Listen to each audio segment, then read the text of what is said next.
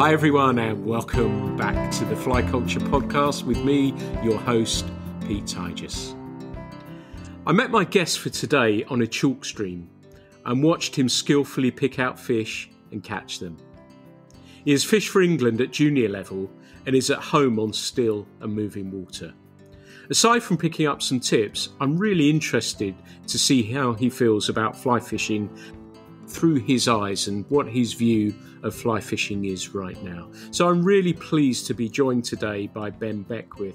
Ben, it's great to have you along on the podcast. How are you doing?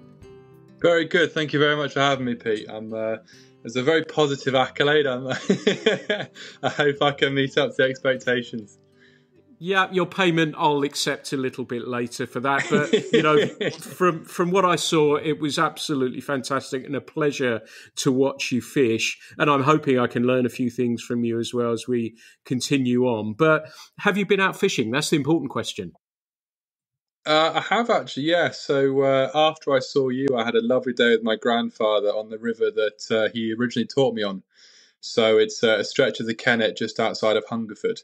And he'd had a bit of a difficult season with the fishing, and he wanted me to come down, to have a day together and try and lift his spirits. And I can confidently say that we did. We had a fantastic day. He caught a lot of fish. He had his first ever grayling, which he was incredibly excited by, and it was one of those truly wonderful days to share with, you know, the man that taught me to fish and my hero in fishing. And no, it's fantastic. I'll give him a shout out. It's Cullen Beckwith. Hopefully he'll listen to this. I might have to teach him how to download Spotify so he can access it. But no, it's a really wonderful day and one of those days that reminds you why we do what we do, and a truly special one to share with a loved one. Lovely. And how do you fish on those situations? Were you sort of sharing a rod, taking in turns? How do you like to do those sorts of things?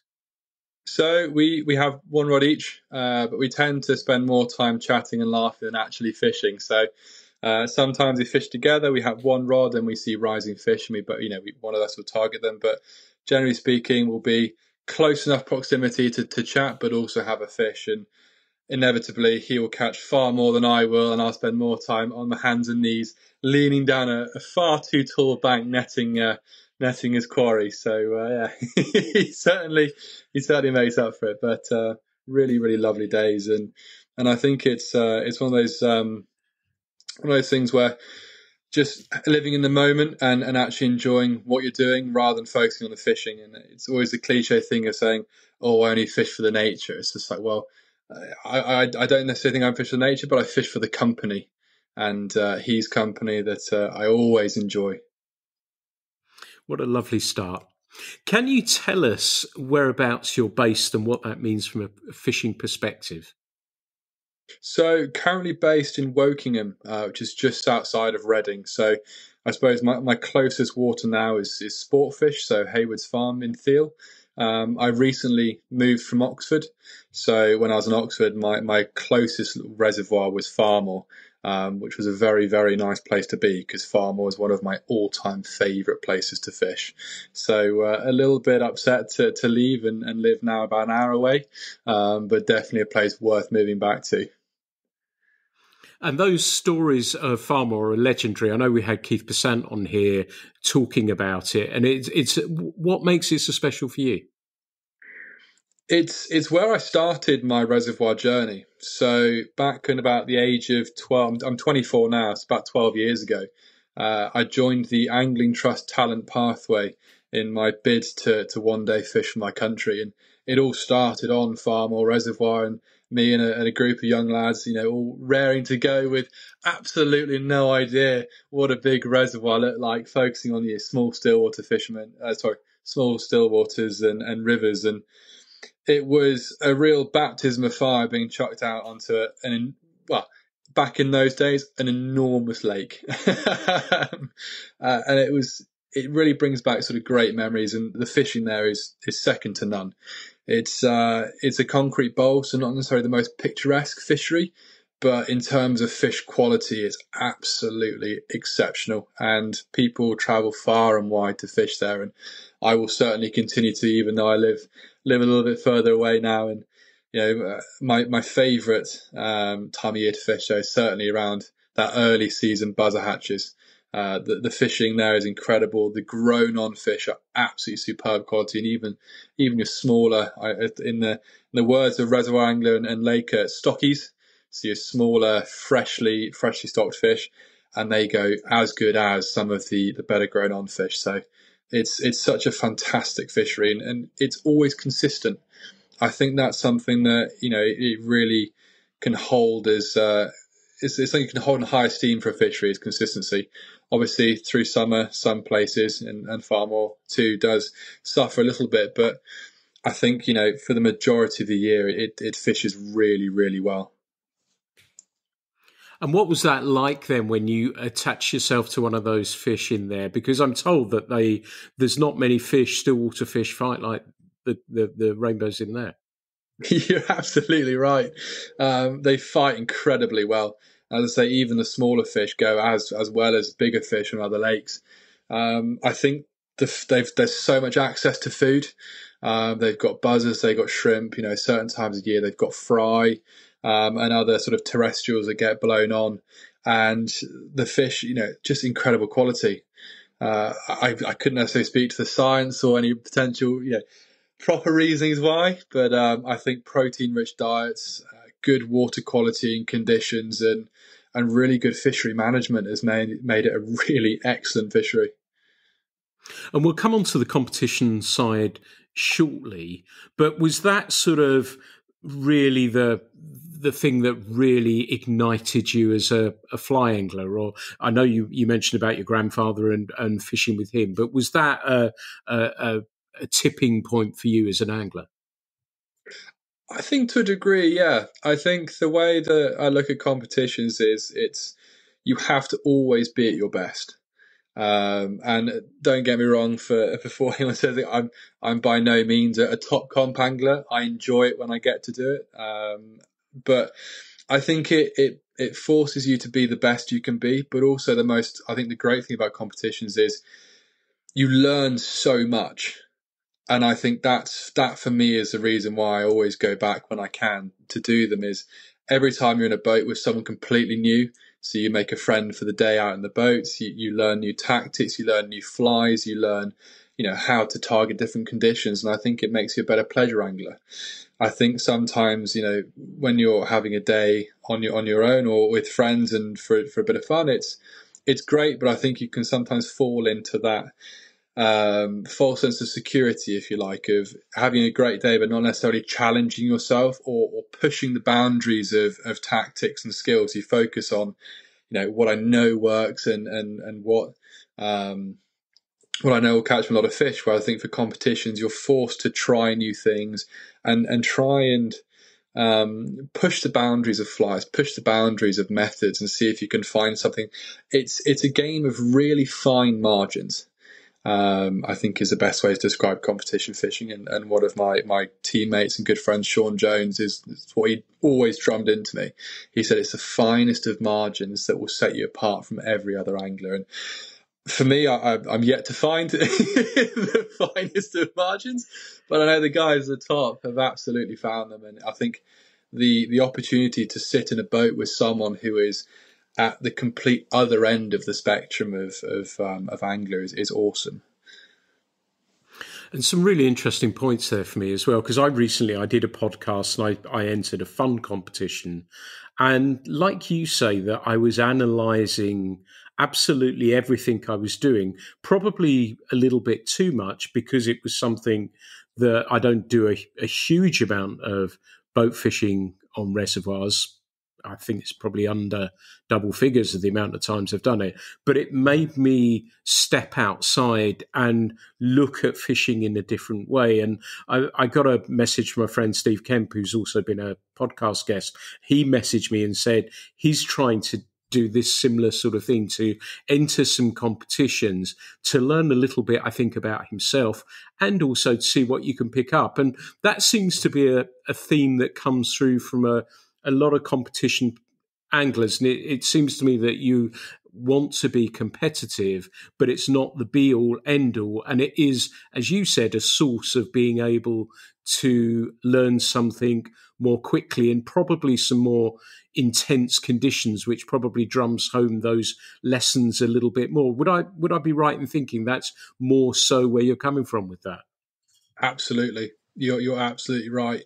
I think it really forces you to focus a lot more than you would on a pleasure day, and actually you really delve into the nuances of certain methods and conditions. And I think sometimes, yes, I agree with you. You can fall into overanalyzing a situation, and I think sometimes, I'm certainly guilty of it in the past where I fall into changing too much and actually just not sticking with something and trusting myself. And that always comes with experience. And the more competitions you do, the more confident and relaxed you become in those situations. The way I always look at competitions is I just want to catch that first fish. It's the blank saving fish, and that was always a nerve settler. And once I did that, you could then, in the words of my good friend Sean Jones, is you build a bag. So you want to build that bag of fish. You always go one after the other. So you're not aiming for the skies. He said just get one fish and then get one more fish and one more fish. And if you stop catching fish, you need to change something, or you need to move, or you need to make a small tweak. And I think practice is a great way of doing that, and obviously a lot of experience, it helps. But going into competition blind is a terrible idea. But also I think it's the way I look at it. I mean, people may look at it very differently, but I look at it as a bit of you got two sides. You can go too far either way. You can not practice and be unprepared, or you can be over prepared. And I think if you're over prepared and the conditions of the competition day change, then all of that preparation means nothing, but it's still going to sit on the back of your mind. And then you potentially could fish something that isn't actually fit for the conditions.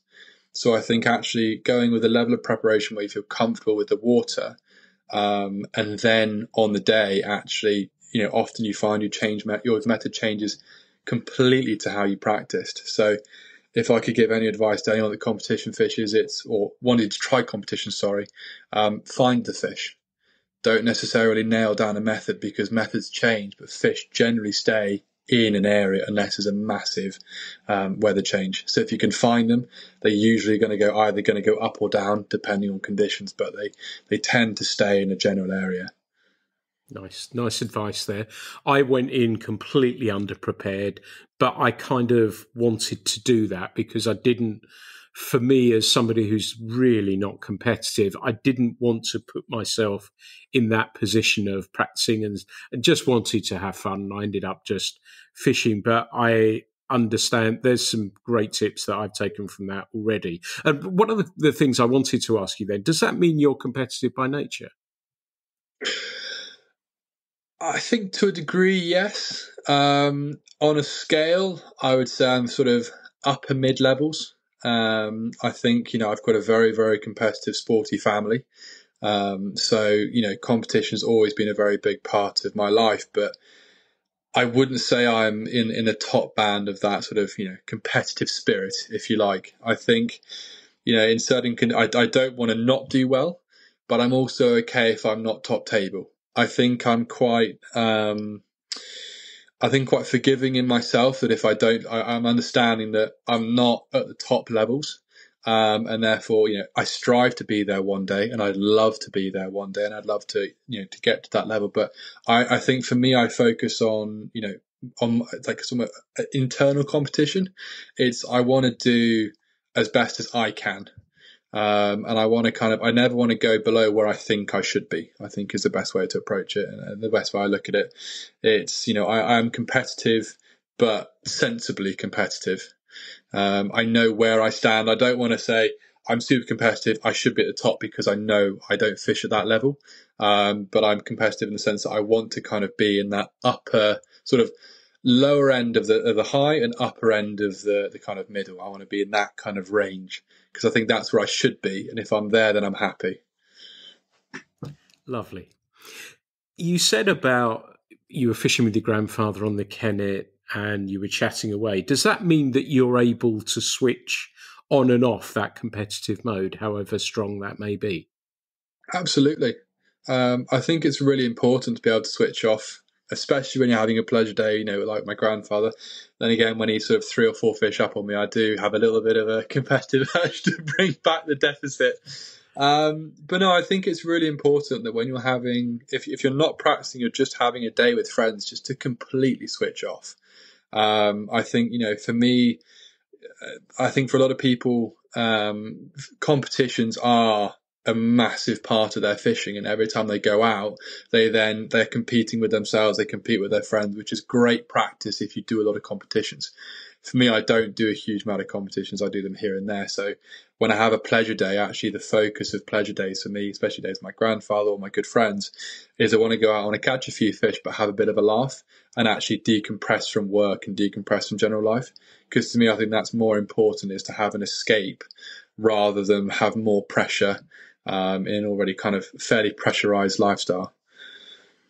What does that mean that fishing means to you, to be able to take you away from work then? What does work entail?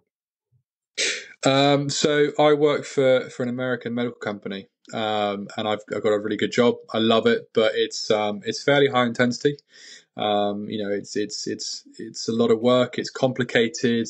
It's exciting, but it does mean that I need, when it comes to weekends, I do need that time to sort of decompress and kind of collect myself. I do a lot of traveling with it as well. So of course, a lot of long hours, on flights and travel, and the ability to kind of take myself into the countryside by a piece of water, or either alone or with some friends, and just really get a chance to decompress and actually just relax. I think it's something that, some of my friends that don't fish, they go, why do you do it? And I said, the only way I can describe fishing for myself, and I think it's the same for a lot of people, is that when I turn up to a fishery, it's like the world stops. Everything in my brain switches off. All I then think about is fishing.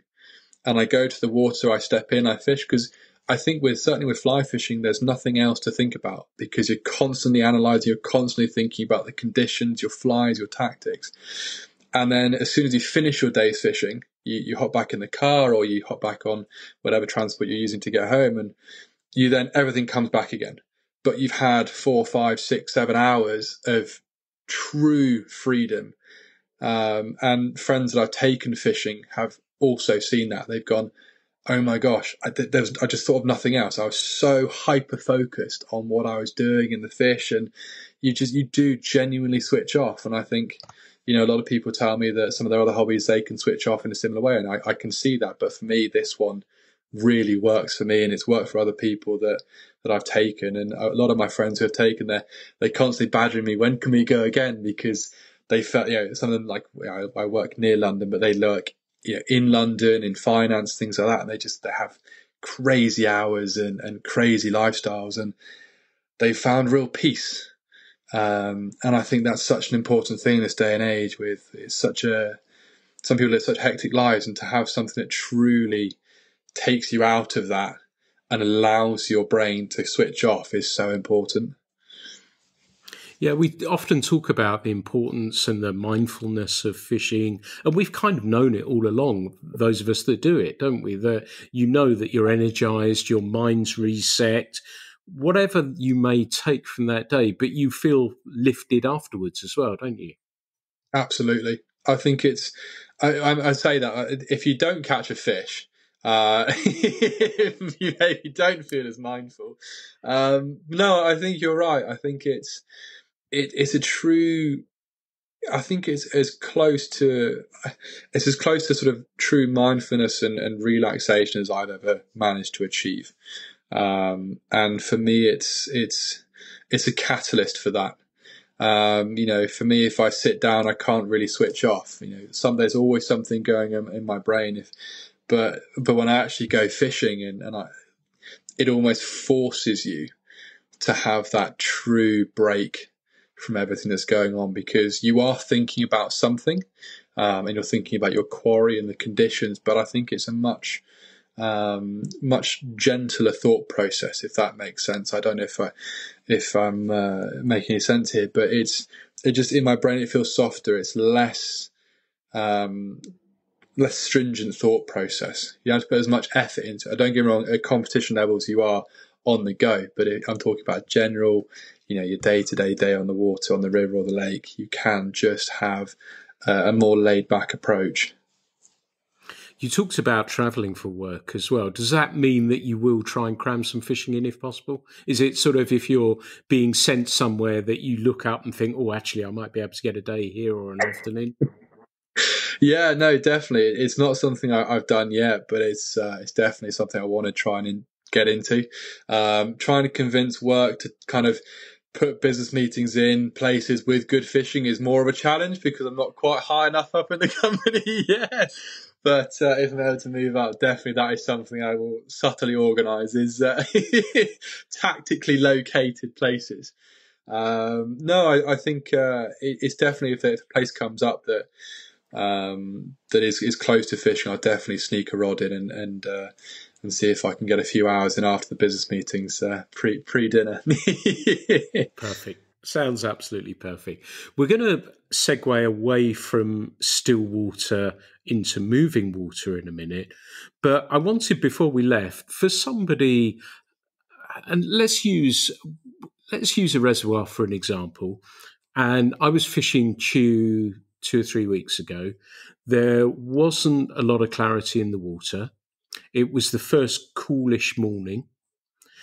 How do you think about, do you have the equivalent of a searching setup that you'd like to share with people? If you're on a water for the first time, you've had no practice, you might have a little bit of intel, but your gut saying, what's your gut saying to you about setup, and what will you be thinking about? So that's a really good question, actually. I think it all depends on conditions. I think, through competitions, through, just general fishing, and if I fished the water before, I have, an idea in my head of what I would normally approach it with. And sometimes actually I go against the grain. It's not necessarily what should work, or what the conditions state, but if I know that it's a consistent method that's worked before, I do sometimes employ that. It's a level of confidence, I think, that I have in it. The conditions you're stating, if you've got low water clarity, immediately that's going to be, for me, it's going to be darker flies and slowing everything down. Because let's say, for example, if you've got 6 inches to a foot of clarity, you're not going to move the flies really quickly and pull them back, because the fish are going to see them for a split second, they're going to be gone. So for something like that, I'd probably fish very slowly, either nymphing with a team of black nymphs, or cormorants are very, very good in coloured water, with something like a black cormorant booby or a black fab on the point if you want to fish washing line, or a black blob if you want to go down a little bit further. If you're going, so that's that. To be fair, like, if I can avoid pulling flies, I will. And I don't get me wrong, it works, and sometimes it will outfish everything. But if I can get away with nymphing, I will do. I think for me, if I'm going to go for a jolly, and a nice relaxing day out, I want to chuck a team of nymphs out and try and catch them in, grand scheme of things, in a way that I think is the most natural, and that's the approach I really enjoy. But I do appreciate sometimes, putting things back at 100 miles an hour really does get fish going. So I think dark flies for coloured water, and slow it all down. If you've got clear water, then you kind of world's your oyster. At that point, just work the depths. Some people go top down, some people go deep and come up. It's all personal preference, really. If I was pulling, for example, I'd go with something like a sweep line. So basically how a sweep line works is it's got a heavy centre of the line, and then the tip and heavy belly, the tip and then the running line are slightly slower sinking. So it almost works in an arc formation, and it allows you to cover a lot of different depths. And then based on when the fish takes on the retrieve, you can then get a vague idea of the depth, and then change your lines accordingly to then find that where the fish are. So in terms of searching for fish, that's a great approach to go for. I like that one a lot, and I think if I go again, that I'm going to get myself a sweep line and try that out. I remember when they first came out a long, long time ago now, and because I don't do a lot of that fishing, I never bought one. But as I said, I'm getting a little bit curious. And again, listening to yourself is getting me interested as well. And it's one of the things I love about fly fishing, that I always want to try and learn no matter what. And so this may be a slightly different angle that I start to move on to. But I wanted to move on to rivers now, because I watched you at John's, hyper focused, spotting fish fantastically. Do you have a preference? Will it be, if somebody says you got a day's fishing, will it be still water or will it be a river? What is your favourite? Do you have a favourite? I think it depends on the time of year. So I love both. Obviously, I started and I grew up on rivers. I was very fortunate to grow up on the Kennet on a chalk stream, I was very fortunate and I loved it. But over the years, I've been able to fish all over the UK, north, south, and do a selection of rivers. I think they're very different. I think that's a very important point to note. I think for me, growing up, it was all rivers, and then when I got into the England youth team, and then my sole focus was reservoirs and lake fishing. So I definitely think I sort of peeled off on the rivers, which was a shame because I do love them. I think in a period of sort of April to May, June, reservoirs, I love them. With a bit of rivers, maybe more around to the May, June time. Obviously, the mayfly, you can't really go far wrong with that exciting level of fishing. But yeah, April, May to June is your peak buzzer time on your still waters and reservoirs. Places like Farmore, if I could, I would camp there and I would live there in the months of May and June. The fishing is unbelievable. It's just unbeatable. But then if you then dangle the carrot of sight fishing for big grayling in front of me, I would probably drop a day's buzzer fishing for that in the later parts of the season. Obviously, when yourself and I met on the Froome, that's exactly what I was doing. And I think there's a different level of excitement when you're targeting fish in super, super clear water and big fish at that. Unfortunately, the really big ones evaded me, although I did see a few. And obviously Charles came in and caught the exact big one that I had seen, so the usual. But no, I think it's a fairly even split. I think for me, it's just access. I've got much closer and easier access at the moment to still water, so I fish them more. But if I have the opportunity to fish a river, I will jump at it. And you talked about the grayling. Is it because it's sight fishing that's what interests you about it as well, being able to see the response of the fish? I do, yeah. I mean, don't get me wrong, I love fishing for grayling on all rivers, not necessarily just sight fishing, but I think sight fishing holds it's another level, I think, is the way I look at it. It's when you're fishing normally, I suppose the way I describe it is fishing blind. It's kind of you against you, I suppose. You're trying to work out the flies, the depth, where they are. I think when you can see the fish, you can see how they're reacting to your fly. There's a complete other level of excitement, especially when they kind of have a look at your fly and then sort of come away and think, I've got something almost right, and they almost tease you. They almost like they know you're there. They're going to go, how many times am I going to make him change his fly and make it the whole box, and then he's going to catch me on the one he started on? And I think that for me is the most exciting part. And on that day, I had a really nice, good big fish. On the fly that I started on, I chucked 3 or 4 flies over him. Wasn't interested. I put the original fly back on, went for another fish, and then he came and ate it. So you really couldn't write. I mean, it might be a different drift or a different angle or something that made him suddenly change his mind. But no, I think the ability to watch their reaction and just watch the take. It's like, for example, dry flies.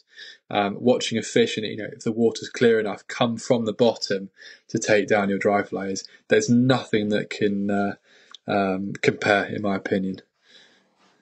Absolutely, I'm with you. You mentioned about Farmore as a favourite still water, and it's quite clear your passion for that.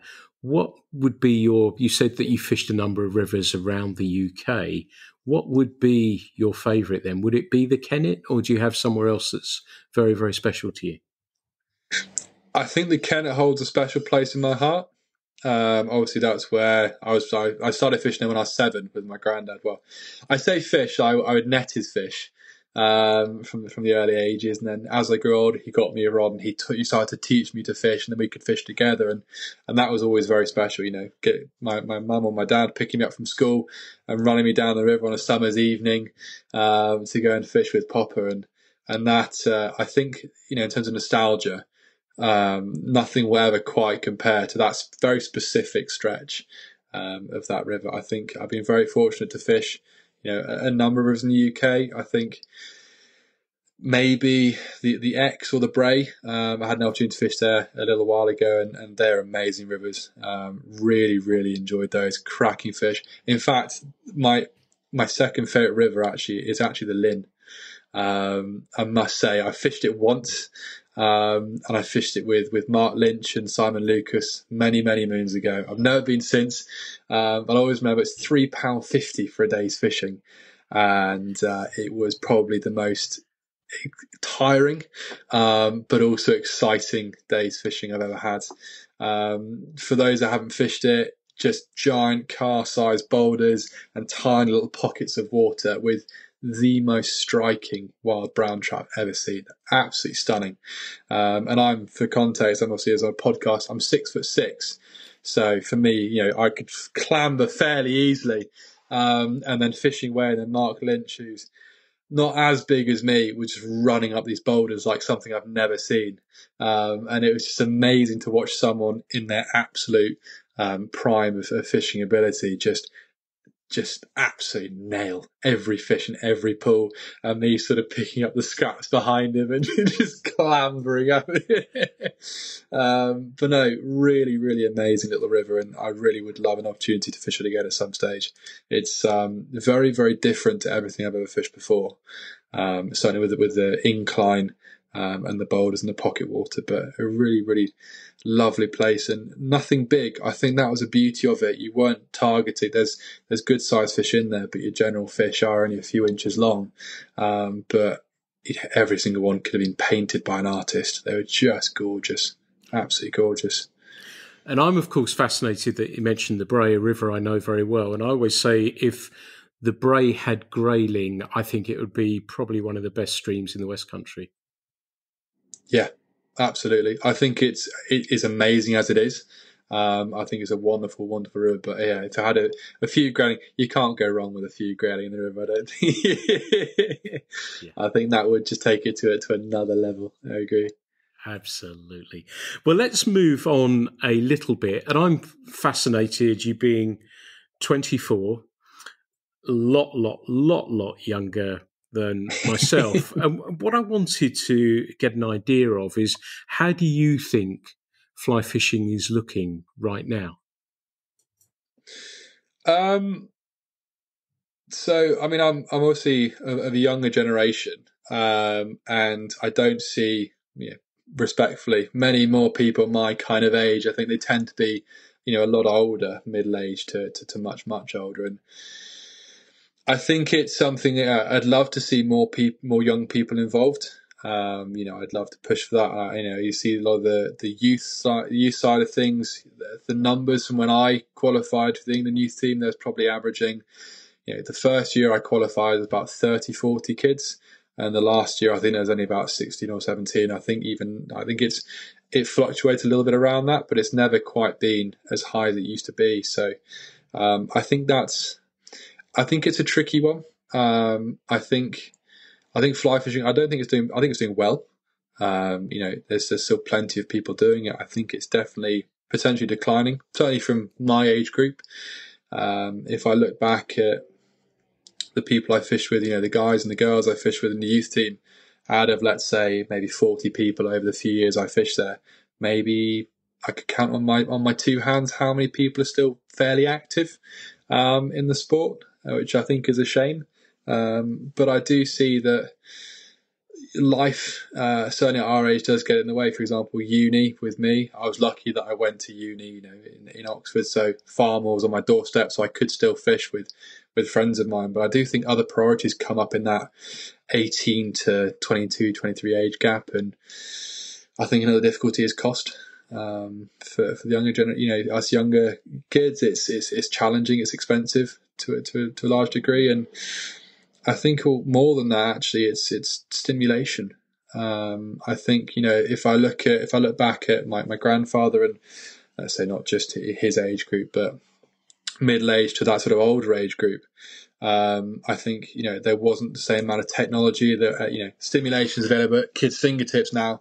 I've got a 14-year-old brother who is glued to his phone and his iPad and these sorts of things, and I'm like, oh Charlie, let's go fishing. He's like, yeah, and I took him, and he's chomping at the bit to get back out, and I think it's a real challenge because it's showing kids how exciting and amazing fishing is, but then it's just kind of getting them that access and exposure. I think you could open your phone, go on social media, YouTube, streaming sites, and you've got instant gratification, instant stimulation. Whereas I think getting kids outside and into the great outdoors, once they're there, they love it. It's fantastic, but it's getting them there. And I think in that sense, I think we should still push to get more kids into the sport. But actually, I think if you look at the grand scheme of things, we need to really push more people in 30s and above into the sport. People with disposable income, with time, with access, and actually who at that age. For me, I'm 24, but I work in a big company, and I'm already going, I need when I'm on my weekends and my free time, I want something that's to have a true hobby for a brain break. And I think people of those older ages also look for that. And I think fishing is a great thing for that. And I think, we should maybe also focus our attention on getting, the middle age and those generations into the sport as well, because I think it's getting people in. I don't think we should focus necessarily on age groups. I think it's young, middle-aged and older, everyone into the sport, and focus on the benefits and all the things that it can provide to us. You make some really great points there, and I've always on this little podcast tried to think, when we had a fishing school as well, that I noticed that there were people in their 30s who had stepped away and perhaps came back. And what you were saying about friends of yours that in the competition scene almost, I guess it's like many hobbies, isn't it? That people sometimes go all in on them, and that can prove to be too much. They may even conquer them, so they feel that they don't want to be part of them and move on to the next challenge that they might select, or they just sort of drift away from it. And it's those people, I think, that drift away that are the ones that possibly could come back. But it is like many hobbies, isn't it? That sometimes you just go and do something different. And there's some of us, and the people listening to this and you and I, it means more than that, doesn't it? And the intense, close tribe of us, there probably isn't so many. And sometimes I think I struggle wrongly not to fully understand that. Why don't they get it like I do? Do you sense that there is sort of degrees of love or passion for this that ripple out, and it affects people on different levels? Absolutely. I couldn't agree with you more. And I think, I myself have fallen foul to that as well. So I fish, but I also tie a lot of flies. And through COVID, I had nothing else to do. I couldn't leave the house. So I would sit and tie flies upon flies upon flies upon flies. And the after effects to now is sometimes I struggle to sit at the vise and actually tie flies. And that was many, many years ago. And I think it's the same for fishing. I think for people that fish, all the time, and which is great, and I'm mildly jealous of them. But I think, or if they do a lot of competitions and reach that top level, I think there's, for some people there's nothing left to prove, but for other people they've kind of completed it, or they've overexposed themselves to it, and sometimes then it could potentially lose. Not I wouldn't say lose, but the benefits that aren't always felt in the same way. Maybe it kind of becomes so normal, or I don't know. I couldn't really necessarily speak on for them, but certainly for me, in a fly time perspective, I really found myself dropping off for a period to just, and I used to be very active on social media with my flies and things, and I kind of felt I struggled. I had to force myself to get onto the Vice. Nowadays, I'm pleased to say I've really come back onto it, and I'm really enjoying it again. And I think it is back to your earlier point. It's sometimes people just need to take a break. And I'm very pleased that I've managed to pull myself back and back loving it again and doing a load of flies and orders and things. But I do think some people, certainly in fishing, when they fall out, sometimes other factors get in the way in life, and unfortunately they can't bring themselves back in. And I think they could be brought back in at some stage, and I think it's just time. But I know I do agree that absolutely there can be that overexposure or a sense of completion where people then move to other types of fishing, coarse or sea, or seek out a different challenge. Yeah, I'm fascinated by what you said about tying, because I think I've tied 3 flies, in 3 years, and still haven't a passion. But the interesting thing for me about what you said there was that I was thinking, well, yeah, I've no interest in tying flies, and I'm looking at a vice right now that's just covered in cobwebs that I've just no interest in using. Yet it didn't make me walk away from fly fishing. It made me look at different things within it. And so I guess our sphere, you can move. And I guess I was saying something similar about the reservoir fishing. I discover something else within our sphere, whereas perhaps people step right outside that sphere and think, actually, this is really interesting. It may be a different form of fishing, or it might be cycling, it might be golf, it might be cricket, it might be whatever it is. But I think for me, and I suspect for yourself by what you were saying about the tying and how you've come back to it, you feel comfortable within that sphere. Is that how you view it? Absolutely. I think I do agree with you. I think some people. I think there's two groups of people. I think there's people like yourself and I that we fall out of love with one element, but we find another element within either fly tying or fly fishing to then target. Whereas I think some people, they fall out, but they maybe don't see or haven't tried other types of fishing or gone for other species, they then fall out of the sport entirely. I think for myself, certainly with fly tying, I decided to challenge myself to tie new things.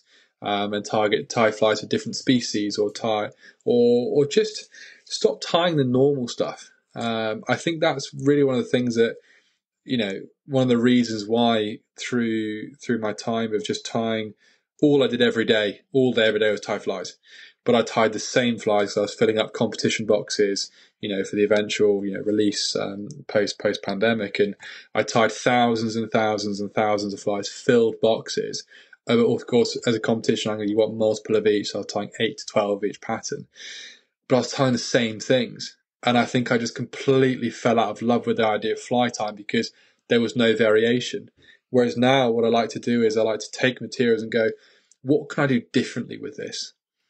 And I think it's the same for fishing, for fly fishing. It's, what can so with a material, I'll take a material and go, how can I use this differently? How can I change it up? How can I, I think in fly tying and fishing, there's very little that's new. Everyone's done everything, it's the classic, it's been done before, but actually you've done it for the first time. So I'd argue that it is new for you. And I think for fishing, I see a lot of guys that I know, they've stopped targeting trout, but they now target pike on the fly, or they target coarse fish on the fly. And they reignite this whole new journey in fly fishing. Because they're just targeting something completely different. It's a different mindset, it's a different type of fly, it's a different venue. And actually, I think it's reigniting that passion, staying within the sport, but just diversifying slightly. And I think that's really important for people that are maybe losing touch or losing love with the sport, whether it's fly tying or fly fishing. It's try something a little bit different, try a different species, try a different venue, challenge yourself, give yourself a materials on your desk and try and create something out of the box. And some of my favorite flies that I'll give you an example. I love a friend of mine, Dale Burgess, got me into the muskins. And it's a fly that I'd never tied before. A few years ago, I'd never used one. And he's a real he's a top angler, top competition angler on Chew and Blagden, and he's got boxes and boxes of muskins. And he said, "Oh, you should tie muskins." I said, "Okay." So I tied up a muskins with the materials that are on my desk, and it sat in my box for 2 years. No, I tied loads of other muskins, loved them, used them, but this was different. And I just didn't use it because, as I mentioned earlier, to my earlier point, when I go out for pleasure days, I tend to just use what I know works. And actually, on a day on Farmer in June this year, I had a really good start today. I had about 10 fish in the first couple of hours. I thought, this is great, I said, but I'm just using the same normal things. And I just felt myself teetering on that, stopping enjoying it, because I wasn't challenging myself. I wasn't doing anything different. And I just took my cast off and I put on that muskins and a couple of other flies that I'd never used before. They were the ones you tie one, you go, "Yeah, not really sure, chuck it in your box and see." And I ended up having 24 fish by the end of the day, which for me was an awesome day with a friend of mine. And it was just so exhilarating to try something completely different. And actually, I then jumped back on the vise that evening and tied more new things. And now I trust myself that I should just try them. And I think it's the same for fishing. Just go out there and try something new. Your normal setups can be used for different species. If you're in a pinch, I think there's so much out there that can be explored and needs to be explored. We haven't completed it yet. There's so many different species in the UK you can coarse fish for. Why can't you fly fish for them? You see pike, you see barbel, you see perch, you see all these different species that people can get on the fly. Give it a go. And that's something I really want to push myself to do more going forward. Excellent. Now, you talked about the tying there then and falling back into love with it. Did I get the impression that you do tie commercially as well? Not necessarily commercially, but I do orders for anglers and stuff. So back when I was a bit younger with a lot more free time at uni, not if my mum ever listened to this, Mum, I was working all the time. No, I tied a lot more flies when I was at uni for orders, and I wouldn't say necessarily commercially, but probably the amount I was tying would maybe be considered as commercial. No, I love tying for orders. I love tying for people, and I tie for a few competition anglers now, which is really cool because it gives me an opportunity to collaborate with people that, as I mentioned earlier, with competition fishing, think outside the box. They are in that top 10% of anglers in the UK, and they are looking for those fine margins, and their flies show those fine margins. Now, those flies never go past me. We have a level of trust there that, I tie their flies, no one else sees them, and obviously we then create new and exciting and different patterns. And for me, I can then send them samples and go, like that muskins, for example, and go, "I made this, give it a go." And they come back to me and say, "This was great," or "It was absolutely terrible, it caught nothing." But it's really fun to then toy with different patterns and play with variations on themes with people that are actually at the top of their game. So yeah, no, I would love to tie more. I really would. But if I'm not doing orders, I'm doing my own boxes. I also do a little bit of work with Uphaven fly fishing. So I do things like video reels and tutorials with them, which is really good fun. Again, trying to really push, fly tying for the masses. Nice. Do you have any plans looking forward in fishing? Would you like to sort of look into coaching or guiding, or does your lifestyle not really work with that, with a busy work life? So growing up, I always wanted to be a guide. I wanted to travel the world or even just guide locally. But I'm just not good enough as an angler, to put it really, really plainly. No, I think it would be lovely to. I think it's a really cool way of life and a lifestyle, and I do think it's obviously for people that I know who are guides. It's a very difficult and very demanding and job, but I think for me, with my current lifestyle, I could never do it. I couldn't put the time in. The guys I know that guide are just absolutely incredible fishermen. They are in a completely different league, and I wouldn't want to even consider, thinking I'm of a similar level, because they are absolutely awesome. In another life, would I have loved to do it? Absolutely. I think it would have been really cool. But no, I think some advice I was given many moons ago when I worked for Sportfish in Reading, as a young boy. And the advice that, some of the guys there gave me was, go out and get, work hard, and get a different job, and keep fishing as a hobby.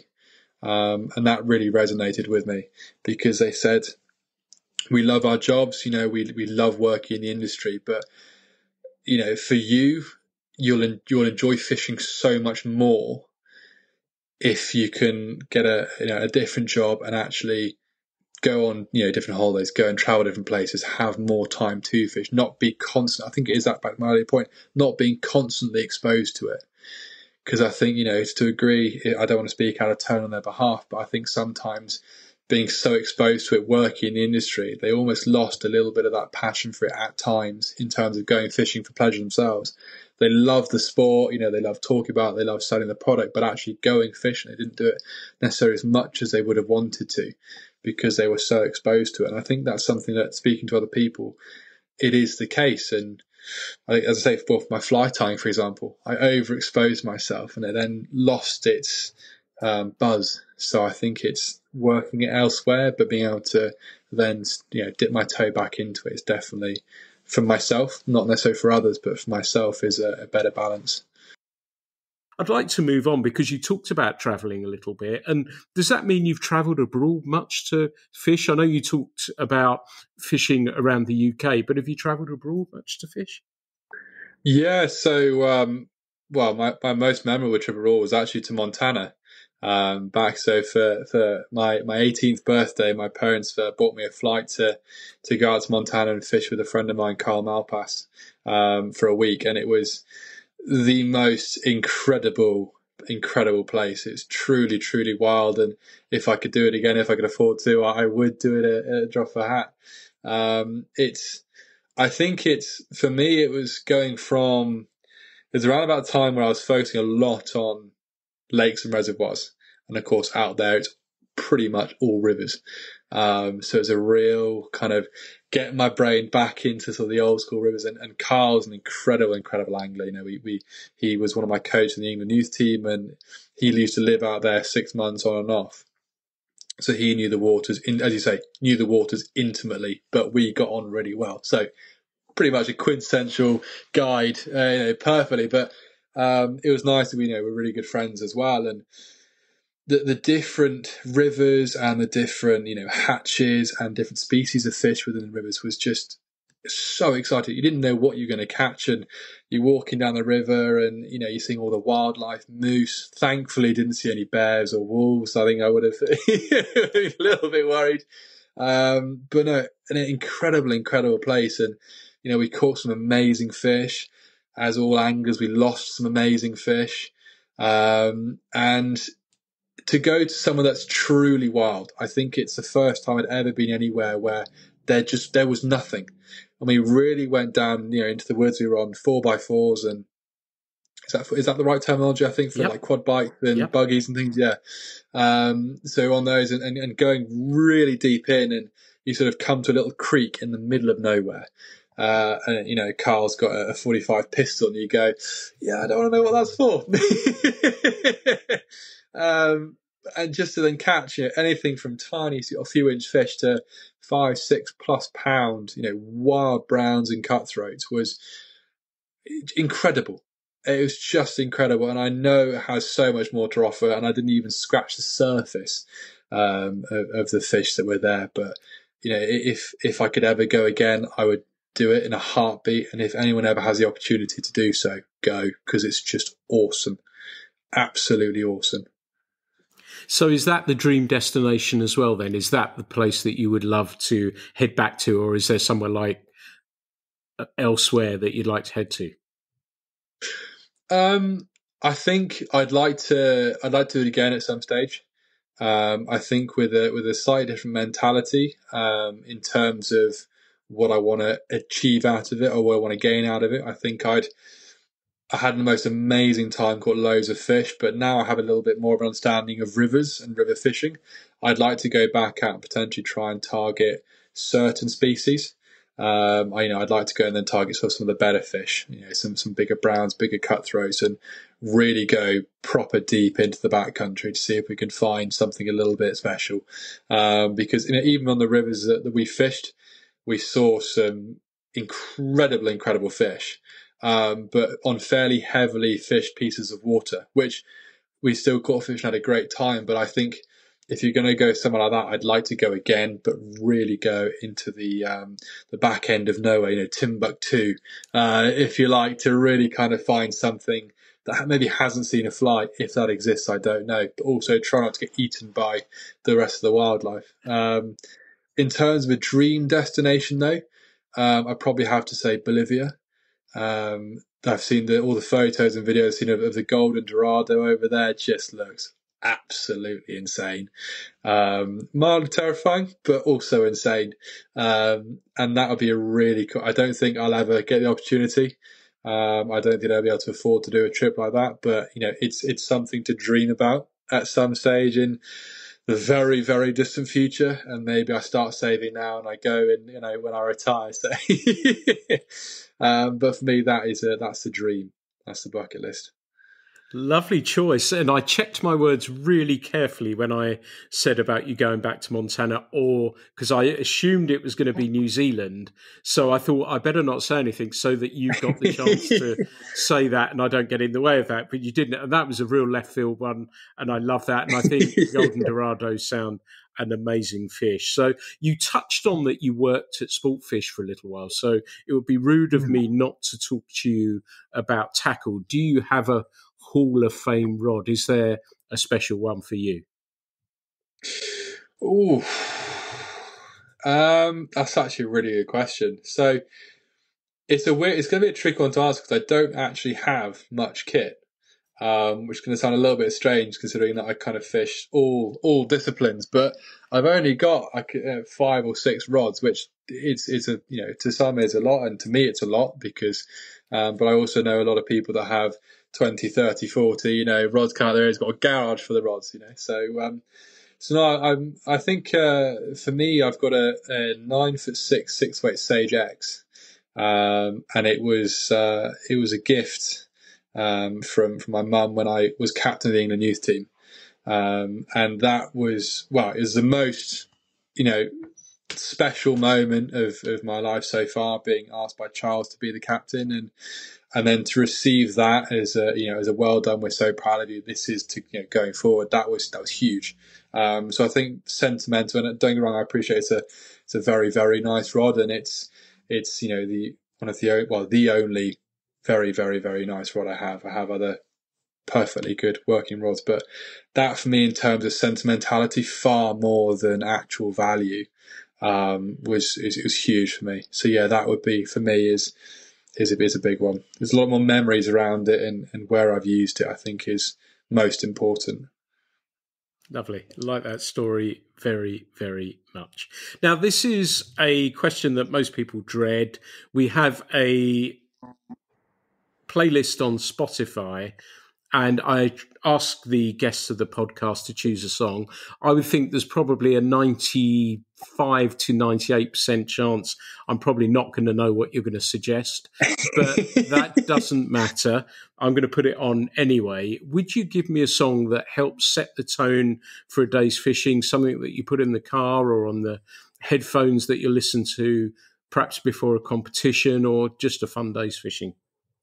So in terms of a pre-day's fishing, it's probably not going to match your playlist. So my best friend Martin Matthews and I, when we go fishing together, we listen to drum and bass. And that's our kind of like get up and go fishing. And, it's 6 o'clock in the morning, it's ice cold outside, and we got a speaker on full blast with drum and bass. But I don't think your demographic would appreciate that kind of music. So actually a song that I've really got into recently. So I think for me, music, I have such an eclectic music taste. I'll go from everything from drum and bass all the way to kind of folk to old school Vietnam rock. I'm really broad in that. But a song that's really kind of caught me in when I'm fishing recently is Brent Cobb, and the song's called Black Creek. And it's a country folk, if you like, song from America, and it's quite soft, but it's really, it captures me, and I don't know why, and I think it was a song that's got me into country, and folk music, and I'm really enjoying it at the moment. I think it matches, I think, more my energy when I'm fishing alone or fishing with my grandfather. If I fish with my mate Martin, it's drum and bass, it's carnage, it's chaos, and but I think for the demographic of the podcast, that's probably going to land a little bit better. It's amazing how much country is on that list, and it seems synonymous with fly fishing. Of course, you'd think of it in Montana. If you got up in a pickup truck somewhere, you're going to hear country, but it's transferred over to here to quite a large degree. Any thoughts why?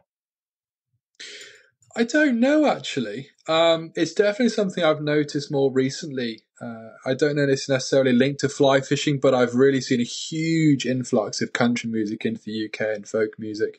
My partner's really got into it as well. A lot of my friends are really find themselves in it. I think it's one of those sort of genres that's always been there.